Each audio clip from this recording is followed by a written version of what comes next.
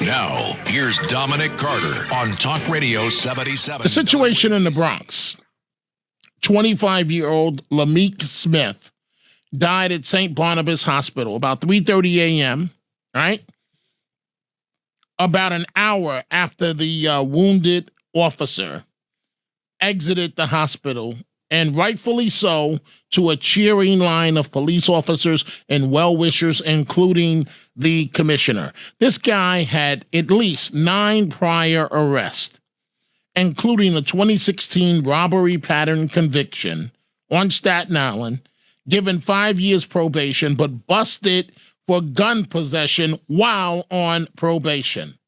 As the mayor says, why wasn't this guy in jail? Coulda, woulda, shoulda been in jail on a gun rap, but instead was in a court-ordered mental health program when he got into the shootout with police officers. Brooklyn prosecutors say they asked that the suspect be held on $50,000 bail, citing the 2016 robbery conviction on Staten Island, for which he served 4 months in jail and was sentenced to 5 years of probation. The judge denied the request and allowed the man to remain free without bail. And as a result, a police officer was shot in the arm. It could have been in the chest. It could have been in the head. We are thankful that this officer is okay. And I see your phone calls, but I also want to point out, and Pat Lynch, the president of the PBA, made this point. So the officer was at the hospital being treated, Lincoln Medical Center in the Bronx. At the same time, a 17-year-old boy who was shot outside a Bronx grocery store was taken to Lincoln as well. This happened at about West 170th Street and Ogden Avenue in High Bridge, right? And so the young man was shot in the chest and died. And here's what Pat Lynch of the PBA had to say. The perps don't care where that bullet rounds. Today, it landed on a police officer. Tomorrow, will it be your child at the bus stop? Will it be you going to work? Will it be you standing on your stoop? And that's the reality of the world that we live in, or at least the city that we live in, New York City. So I see a few of you want to talk about the play incident, but let's start with Nick in New Jersey on crime. Good morning, Nick, and welcome to Talk Radio 77 WABC. Oh, hi, Dominic. Well, I wanted to get back on what Rita was talking about, what 87-year-old woman that got pushed and the woman that's in jail without bail. Well, that's absolutely correct. But, you know, my reasoning is the reason she's still in jail without bail is because she's white. If she had been black, she'd probably be out of jail already. And another thing I want to say. Okay, Nick. Oh, Nick. Okay, I'm gonna deal with this for a second. How can you make such an assumption like that? Because that's the way it is.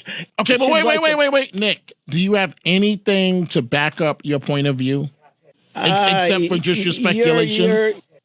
Your DA, he's slanted to let all the blacks go out nice and easy on no bail and easy go. How come we don't have this problem in New Jersey?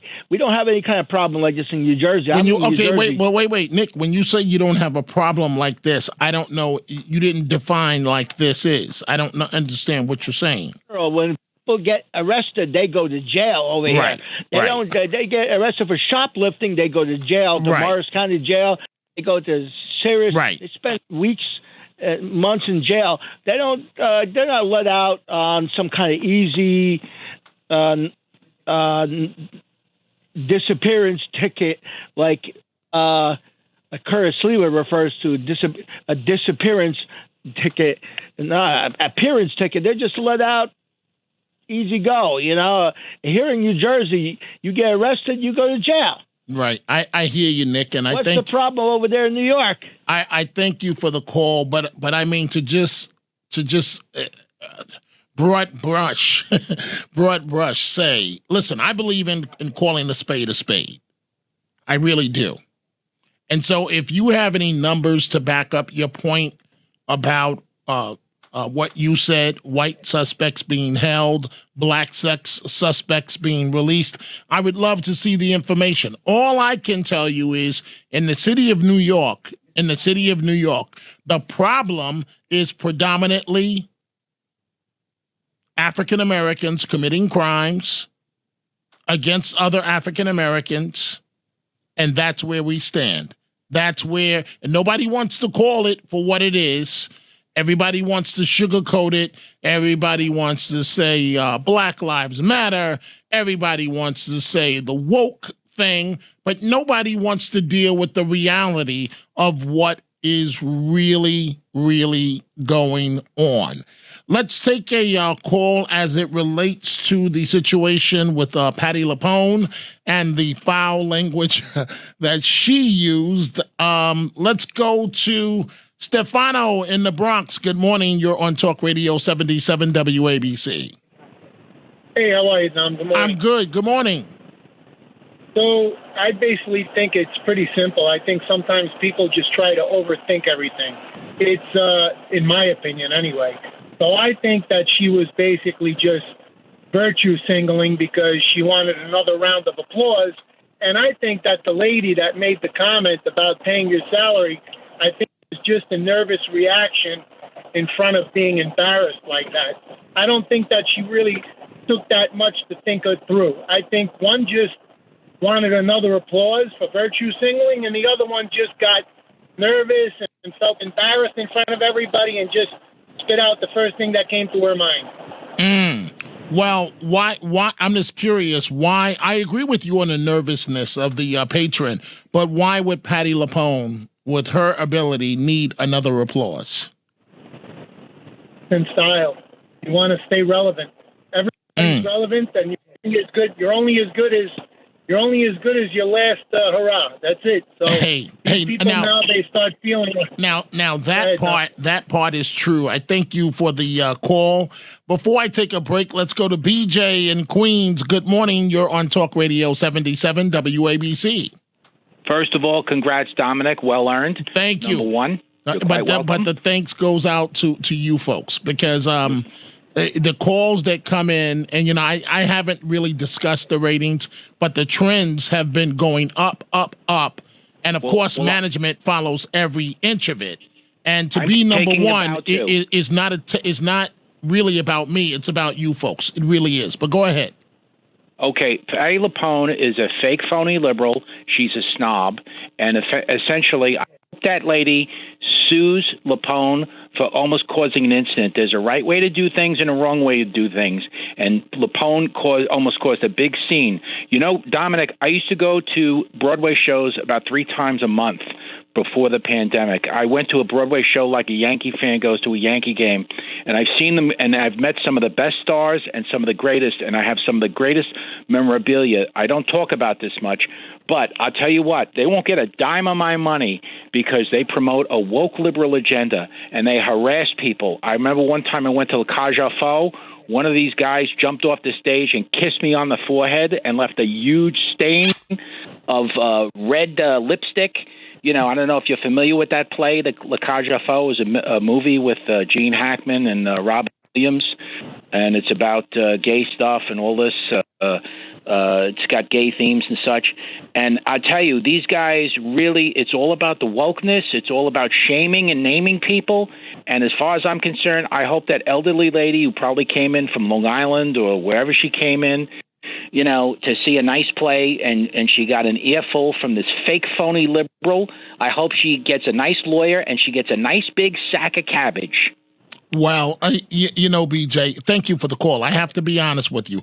I don't see a single ground in which Patti Lupone could be sued But the patron perhaps does have the right to be very upset. And, I really haven't thought it out as to how I would respond if I was on the end of being talked to like that. We see all the calls that are coming in from Massachusetts to Forest Hills to Staten Island to the Bronx and Brooklyn. We are going to take a break. When we come back, a number of issues going on, as I mentioned, including the U.S. Marshals pitching in at the request of the Justice Department to protect Supreme Court justices. I'll be right back. I'm disappointed in you. I don't think you're being honest with us when you say you just can't see. You're sure that if the young woman that pushed the elderly woman on the curb, that if her race has anything to do with the fact that she's in prison now because she's white. It does. Come on. Let's be real here. We don't need you to be politically correct. Okay, wait, Gail. Wait, you don't have to talk fast. I'm not going to cut you off. So you're telling me that because a caller called and said that she's in jail because she's white, and I say that you have anything to back that up, then that means I'm not being candid with you? I'm not being honest? I think you're saying the nice thing, but very well she's being held in jail when nobody else is. If she were black, it would have been a misdemeanor, and she would hardly have been. Gail, it's a serious crime where someone died. Oh, I agree, but there are plenty of equally serious crimes, and the people are right out again. Okay, well, Gail, can you tell me one where it involves a murder and the person is really initially she was out on bail. I think her mom put up $500,000, and then she was remanded by the court. Can you give me one case involving a minority where it involves a murder and they would let go right away? Or let go within a matter of months. It wasn't really a murder. It was an accident. Murder means it was planned and preconceived. Okay, so can you give me an example? So, because if you can give me an example, then maybe I can see it your way. It wasn't a murder. You're putting it in the wrong category. No. I heard you on that. I'm saying to you, give me an example. I think the charge is manslaughter in that case. I believe. Don't hold me to that, Gail. But if you're going to say that she's being locked up because she's white, at least give me something to back that up with. No, I didn't write it out ahead of time. I'd have to think a little bit. So you got me on that. Okay. But I just know it's true, and everyone else does too. Another quick opinion. I think Patti Lupone's behavior was outrageous. I saw on the news screeching and cursing at this woman. She should kiss her feet for paying a fortune to come and sit in that theater and watch her. She had some nerve. Okay, but Gail, let me give you the flip side of that, just real quick. Patti Lupone is getting her salary no matter what, period. So why should she be kissing someone's feet? Stay away in droves. Well, at her level, she has guaranteed contracts, period. I hear you with the overall point, Gail, that you're saying that the performers should be appreciative, that the audience members are paying possibly up to $200 and more for a ticket, and she pulled the diva routine. I wasn't there. I don't know what happened. I don't know if the lady's mask was just down below her nose, Gail. But I do thank you for the call. Thank you very much. Let's go to our friend. Well, let's go to Jacqueline in Manhattan. Good morning, Jacqueline. You're on Talk Radio 77 WABC. Good morning, Dominic. Good morning. Curiously, I just came back from seeing Patti Lupone's show. Oh, and how was it? How was it? It's not for me. I didn't care for it. I had seen the original, but each generation should see it because it resonates with young people. Okay. But anyway, in the Patti matter, Patti is known for doing this kind of thing. Mm-hmm. Katharine Hepburn did it once with somebody taking a picture. I think Patti saw an opportunity for, new Patti headlines in tomorrow's paper. She should not have cursed this woman out. If it bothered her, she was not even near where this woman was. She could have signaled to somebody in the wings, whispered in their ear, and a house manager would have gone and either asked the woman to put the mask on or told the woman to leave. It could have been handled very subtly, but Patti chose to make a volcanic scene out of it for her own advantage. Hey, so Jacqueline. That's my take on it. Okay, Yeah. I hear you, but let me just ask this of you. I don't know what happened. I wasn't there. I don't know Patti Lupone. I don't know how I would have reacted to that situation if I was the patron. But I'm just asking you this question. Now, I know you're probably going to tell me she should be professional. But how do you know she didn't get a phone call from her agent with bad news before the show, or from a family member, or she might have felt that she had a bad performance? I mean, I don't know. But would that change your perspective in any way? No, because her reaction to this was like the woman had lit up a cigar or something totally egregious.